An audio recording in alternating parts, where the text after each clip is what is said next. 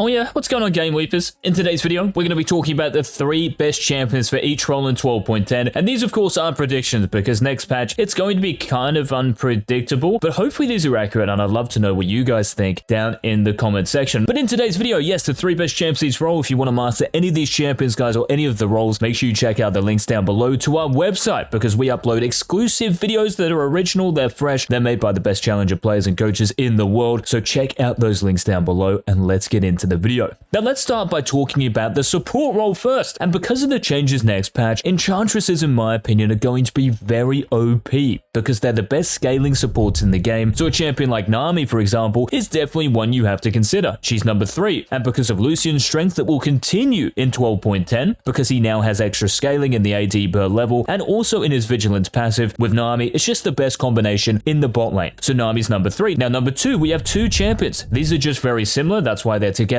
These 2 being Soraka and then Sona. Because they scale so well, even if you're 0-5, you'll be sweet. Even if Soraka has been nerfed a little bit, there will be no stopping these 2 in 12.10. AD carries are going to be more important because there is less damage in the game and more tankiness, so they will actually be able to get to the mid to late game more often, and that's when a Soraka or Sona sitting next to them can enable them even more. And that's the same for Senna as well, because this champion, ever since she got a 20% extra slow in her Q and also a better miss rate percentage in her passive, as a support, Senna is unleashing at the moment, and because she is such a good scaler because of her passive, she will be the number 1 in 12.10. So what do you guys think of the 3 best supports we've mentioned? Now let's stay in the bot lane and talk about the AD carries. So at number 3 we have Ezreal, and for Ezreal you're seeing him get picked and also banned a lot of MSI at the moment. Now of course next patch is going to be very different, but I think it's going to be better because scaling into the late game, that's what Ezreal is about. Once he gets to 2 to 3 items and he has his arcane shift up every 5 seconds, it's very hard to kill this guy. Also because the ultimate buff a couple of patches ago, where it's a lot lower in the late game, and remember your Mystic Shot is going to reduce that cooldown, it makes Ezreal an absolute powerhouse, but maybe not as big of a powerhouse as Kog'Maw, who's number 2. And for Kog'Maw, if you go Ginsu's, if you go Blade of the Rune King, if you go Krakenslay, whatever build you get, because you have on-hit in your kit, and probably your build, against the tankier opposition in 12.10, because people are getting HP per level, armor per level, extra magic resist per level, Kog'Maw is going to shred them. And if you compare Kog'Maw with a Lulu, for example, who we could have mentioned as a support